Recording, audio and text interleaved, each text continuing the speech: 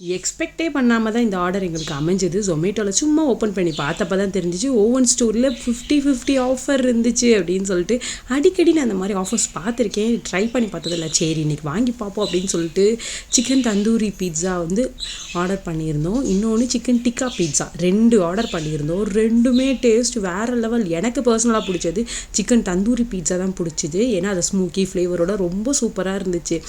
எடுத்தோடனே நல்லா சீசனிங்லாம் போட்டு சாப்பிட்றப்ப அவ்வளோ டேஸ்ட்டாக இருந்துச்சு. அப்படியே செம்ம ஹாட்டாக வந்துச்சு. ஆர்டர் பண்ண 15 மினிட்ஸில் எங்கள் கைக்கு வந்துருச்சு.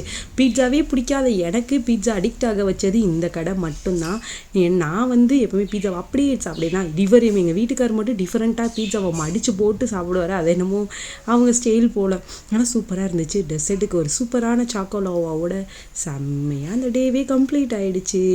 உங்களுக்கு எந்த பீட்சா ரொம்ப பிடிக்கும்?